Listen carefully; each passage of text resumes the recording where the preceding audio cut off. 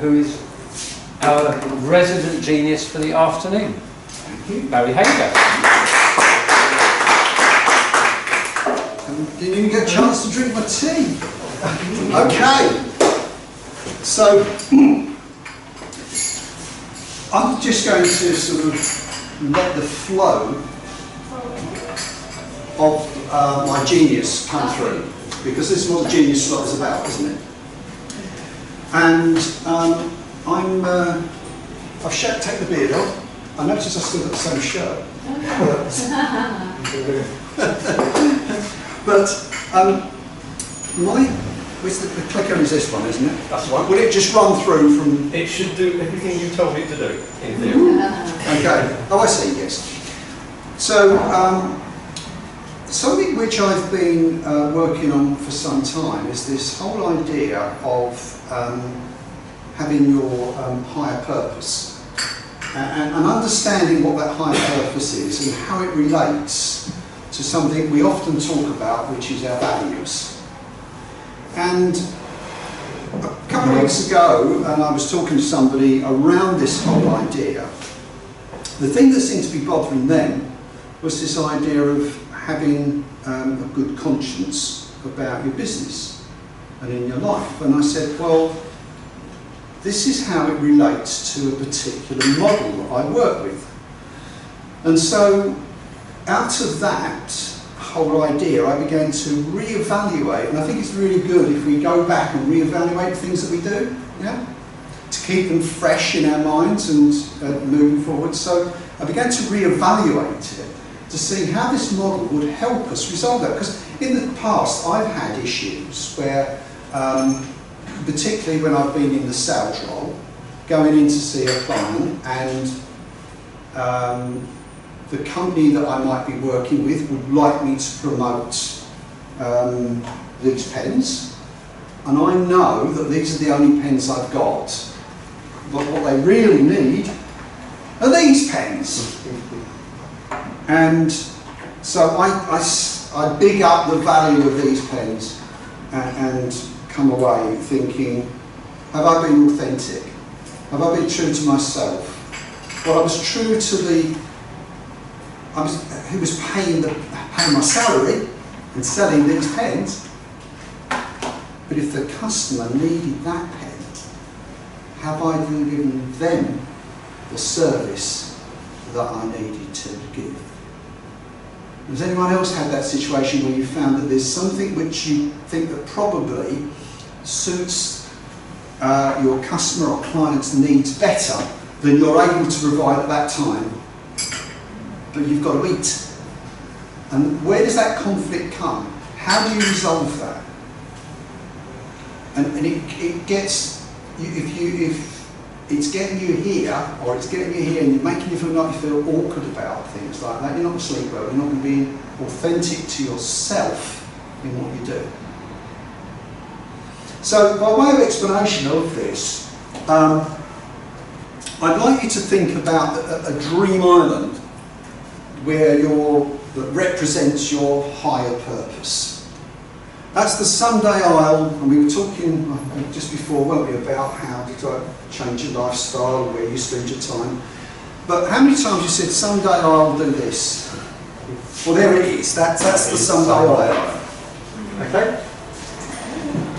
So that's where all of those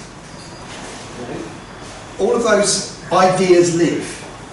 That's where they sit, they reside on there. And when we fulfill our higher purpose, we rise above everything else, and we find ourselves in that position where we can sit on that sunny Sunday Isle and enjoy the treasures which we've laid up over the years. And so, what I'm going to do is show you the way in which the higher purpose pyramid, which is nicely shown here, which I developed a while ago, how that relates to understanding where conscience fits in. And I don't know about you, but if you start thinking about where conscience is, it seems to be all around this bit, doesn't it? It sits here with your beliefs and values. We often mix up the two together, don't we? And we talk about our values and beliefs and our belief system and that. But what do we really mean by that? What do we really mean by this idea of values and beliefs? Anybody? What do you mean by it? The things that drive your decisions. Mm-hmm. What's important to you? What's important to you? Yeah. So beliefs are things that you hold to be true, Yes. whereas values are things which are kind of a set of rules by which you might live your life and make choices. Mm. Values are things you regard as important. Yeah. Using an NLP type approach, where do values and beliefs rest? Where do you feel them? In your heart. In your heart, yeah. They're core to you, they're inside you, aren't they? Not out there. They're actually here. They're your fibre. They run through. It's sort of thing like if you cut you through, if you'd read your values in the middle like a stick of Blackpool rock. That's where they are. They're your core values. That's why we call them core values. They're the important things which are core to the way you are. They're very much about your being. And so on top of the values that we have, what those values affect every day of our life is our thinking. They modify our thinking. They change and make us look at things in a particular way. And we evaluate things in that way, through that thinking. They impact on our thinking. Which means that when things happen and when we do things, we think about them in terms of how our values have influenced them. And so, I'll just skip over that for a moment there. The thinking affects the feeling, how we feel about things. So our values affect how we feel, affected by thinking. So if we think of things in a very positive way, we've had a positive experience, we feel positive about the next thing. While we did the clearing, we were getting out of the way all of the negative things, so our thinking when we come into the room is positive and it's clear and it's in the moment. But we can't help going through this filter of self-belief. And I'd like to draw the distinction really between these beliefs here and this self-belief, because the things that we believe to be true and core to us are kind of fixed. They take a long while to form. They come through our upbringing. They come through all of our experience brings together and they become core. They're slow to change. And that's why when we find ourselves wanting to sell that and only having those, that it's resisting against something which is our rock, that we stand, our foundation. That's what's the foundation at the bottom of the pyramid. It's where we're rooted in those beliefs. Self-belief fluctuates. Self-belief is the kind of part of our feedback loop. And so when we do things which offend our conscience, and we're finding out that's where we've got a bad conscience about something that's happened, this becomes a block. And it blocks your feeling. You don't feel authentic.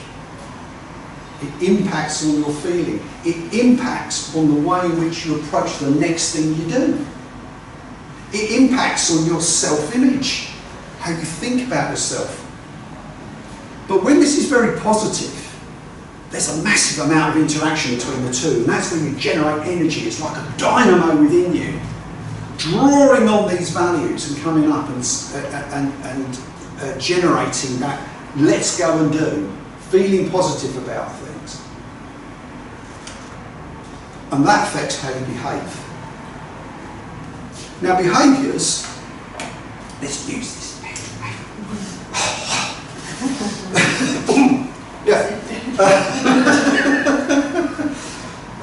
Behaviours are really the things that habits is how we go about things. Yeah, and most of the things that we do regularly. I mean, even to the point of taking it off and getting that little high. That's a behaviour way back when I was in my early training days in a small classroom that there was where you had the pens and they were all spirit based, and you got quite high and your throat would go quite dry because of so what you've got is you've got habits, and habits are really how you behave. You behave. Most of the things we do are on autopilot. And habits have three components to them. They have a trigger,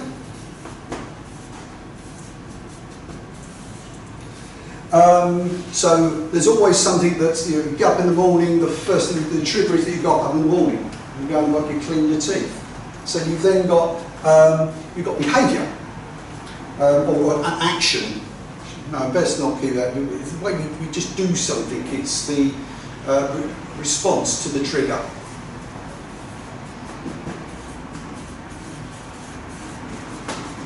So the trigger hits the response, and then what happens is you get a reward. And all habits are that process. And this is what's happening in behaviours all the time. Is there's a trigger, you do something, you get the reward. There's a trigger, you do something, you get the reward. And that is that continual process. So if you want to change behaviours, you've got to play around with these. You might want to substitute the response for the trigger. Like if you giving up smoking, the trigger that would make you want for a cigarette, you do something different. And you learn to appreciate the reward. If you're not getting the reward because you don't like what your action has taken, then you don't change the habit. You change the reward would be something like every time, maybe you're training a dog, every time it does that, you like that. If you didn't like that, didn't change the reward, and therefore you change behaviour. So behaviours are here. They're the things that we do habitually. But what they lead to, behaviours, is taking action. So every action we take is a result of a whole stack of behaviours. That's the way we did what we were going to do. So maybe it's writing the book. There's a whole set of behaviours that we go through to write the book. And if we're having a problem getting the behaviours in place, maybe it's back here, we're not actually getting enough reward out of the first action we take, therefore we don't do the bit every day, we don't write the book. So that's how you can break this down. And this is how I use this model to identify where the block is that's stopping you doing something, achieving what you want. Now when you take action, when we take an action, what happens next? Like any action, what happens next? A reaction. A reaction. To the action. To the action. Anybody else? Sorry? Outcome. An outcome. Yes. You can't take an action without something, an outcome from it. Now, you get an outcome whatever you do. You know, if I drink this, if I carry on drinking this tea, the outcome is the cup gets empty. And there's another outcome, might be I need to go to the toilet. But also another outcome is my throat. So out of all of those things, we've got to think about what was the outcome I was looking for and how do we relate that to our higher purpose. Well, outcomes need to be directed towards a goal. If they're directed towards a goal, you get a result that you want. Now, you can only judge whether this outcome is a good or a bad outcome. Did it make me less thirsty, or did it make me go to the toilet? You know, what do I want? Why was I drinking it? What was the purpose of me wanting to drink that tea? And so, results is what you, a result is as a consequence of the goal. If the goal was to empty the cup, and I've still left some in there, I haven't achieved the goal, so the result hasn't been achieved. But there was an outcome. And that's how those things relate. So we're moving towards results. Now what results deliver us is the results are always got to be focused towards a purpose. Which means, if you don't have your purpose, the actions you take and the outcomes you get won't be moving towards your goal. Because they don't give you the result, delivering the purpose. So that's how that model fits together. Now, it's fine when it's all working together and everything's in a line. And when everything's in a line, or in alignment, what you've then got is authenticity. Because all your values and beliefs are leading towards fulfilling a higher purpose that you have. The purpose is up there. Goals, you only set goals because you want to achieve, you've got a purpose you want to achieve. And this is why I think when people go around rushing around saying, oh, I need to set some goals, and start making the goals their goal, what's the purpose of the goals?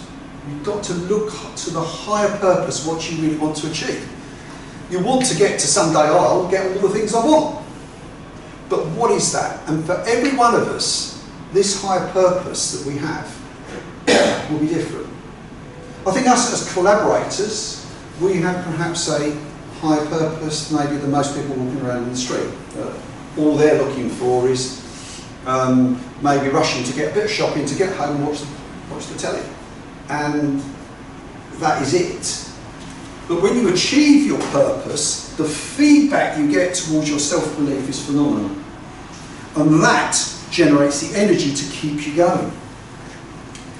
Break that feedback loop and you think, well, what am I doing this for? And when someone says, I don't know, why am I doing this? What's the purpose here? Maybe you're in it, you get people get into a dead-end job. What is this purpose? It's not really fulfilling the purpose I have. So there's the authentic thing when all the core identities are aligned, you've got strength, you've got power, you really deliver what you set out to do. Living authentically leads to that happiness. So what happens if you're asked to do, as we were talking earlier, something? So you've got these actions up here that you're doing, and just focusing on this, it goes against your conscience, because when those actions become out of line with your values, this is what happens. And I think we had some people saying this happened, or it's something you're familiar with. Now this might be, as I took an example of selling something that is not something you feel really comfortable with. Working for an organisation or in a role where it's not really working for you. But how did that make you feel? What was your own personal experience of that? Very anxious.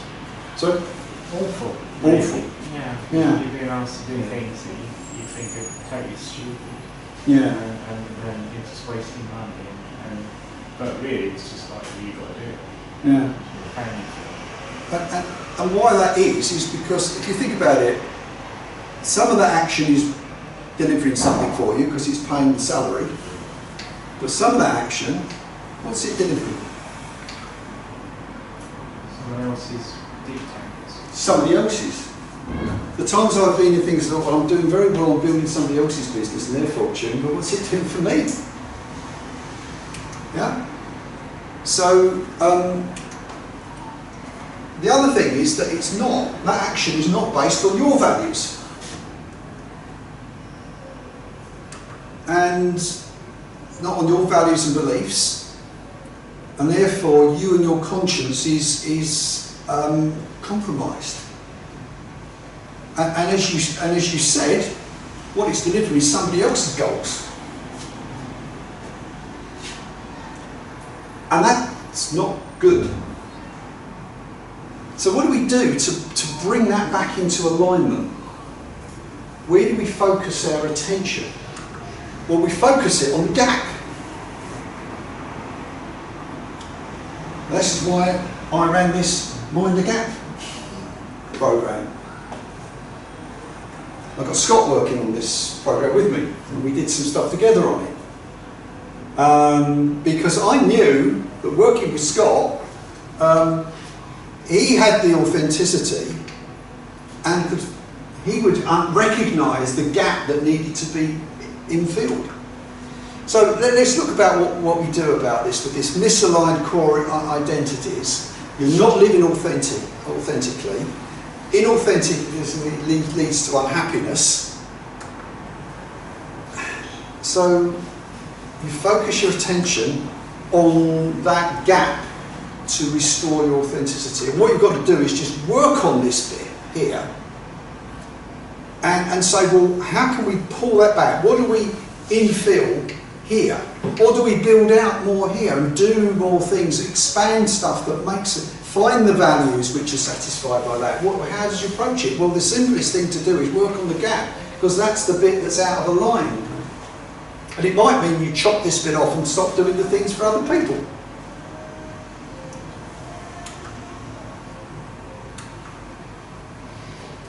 And that's where you get the you restore that bit there. So begin with the end in mind, as Stephen Covey says. This is the second habit, isn't it? So begin with the end in mind. Identify what is your purpose. What's the bit up the top? What are you aiming to? Why are you doing it? What are you put on this earth for? What's the big picture about? And when you really get clear about that, then you can build out the rest. Because without that, you're stuck. You have to mind that gap. You've got to get out stale free, yeah? And realise that there's more to life than just being a game of Monopoly. But knowing your purpose, then you have to work on those core values and beliefs and ensure they all line up together. And then, in good conscience, every day of your life is something which is fulfilling and authentic to you. That's it.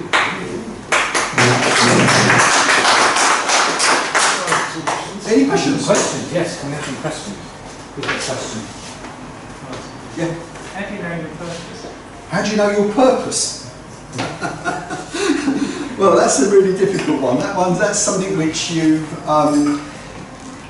to get to your purpose, I think you've got to really start looking deeply at the values, to be honest. And I think the two go together. As you uncover your values, and then you begin to realise what your purpose is.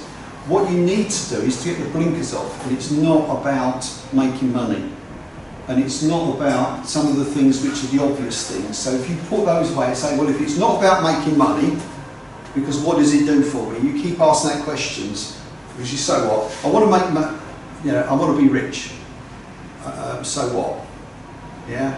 Why do I want to be rich? Well, because if I'm rich, I've got time, freedom. Okay, that's good. So why do you want time, freedom? And then you just keep on going. Why? And then it becomes clear. And for me, it was sort of like I've come from a religious background, and I've always had that sort of moral compass within me, which has kept me on track, I think. And so when I was asking things like that, it just went against the grain. And I knew it was right. So for me, it was coming to what I want to do is help people to understand and live a more fulfilled life and know themselves better. And that's what I want to do. Now sometimes you have to do some of the bits where there's a bit stuck out one side to pay the bills to keep things going, so you can achieve that higher purpose, and then you can say, yeah, that's why when that bit's misaligned, there was still some of it was in the pyramid. It's because that bit was in the pyramid, it was fulfilling a purpose. Like back in May, I took a job, a paid job that was sort of 5 day a week sort of thing, because it's one of those things, those job things. And the reason I did it was that as I come to sort of like being 3 years since the major stroke, and things were beginning to sort of clear and get all into place, I just wanted to prove to myself that I could do it. So I just went and did it, and I thought I'd learn a new business, new technology, something I've never ever done, just fold up, had a chat, got offered a job, and I thought, well, that was easy. And then just went and did it. And that was, yeah, I've got a reward out of that. It's not monetary. The real reward, there was a little bit of money with it, which was nice and fine and good, and it's paid off a tax bill, but the end result for me is that I proved that I can do it, and I can do that in an authentic way, and I'm happy with doing that. It's now comes to the point of saying, right, okay, I've done that, I've proved it, tick. Right, new year coming up, I'm going to go and say, oh, now that's done. I've ticked the box, I know where it is, I know that works, but that's not my purpose. I'm not here just to do a 37.5-hour week and take a spot paycheck at the end of the week, because that's nothing. That's nothing to do with it.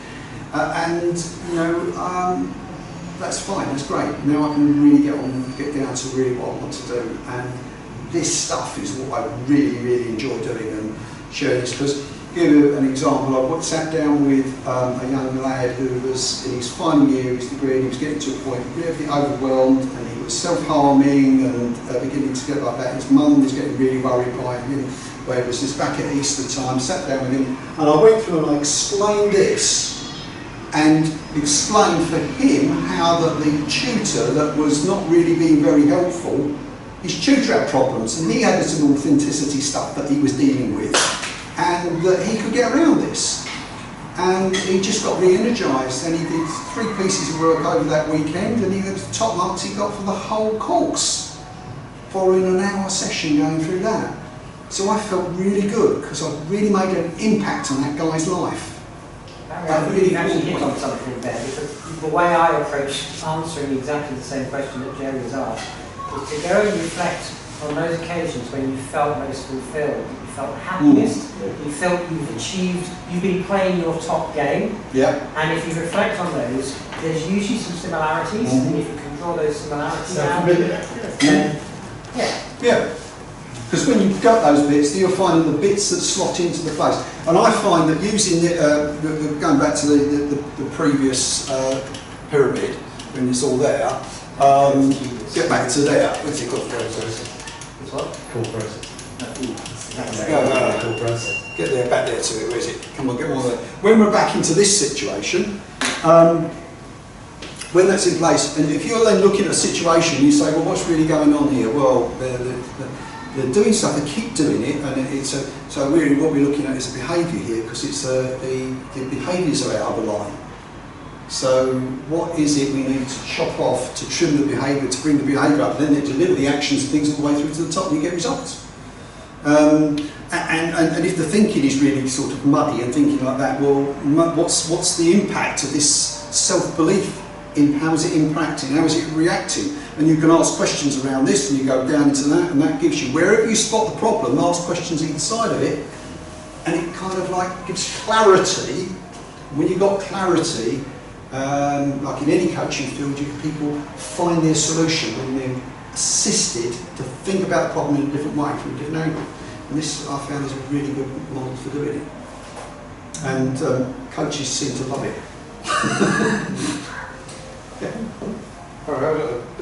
Going back to that conversation about one overarching purpose. Yes. I'm with you that we have, in essence, we have, we've come here for a reason, if you will. But actually, the very example that you quoted there, you had a purpose to do that, whatever it was you wanted to do with that job.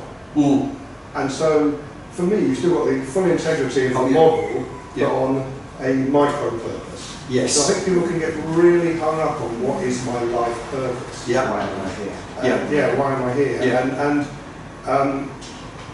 you know, to me, the complete integrity of the model sits even. Yeah.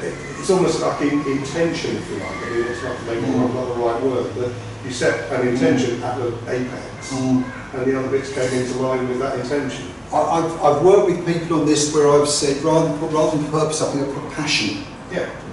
What is your passion? And there are a number of purposes which meet that. So the other thing is if like when you're working with people, you're working maybe with two people in a relationship.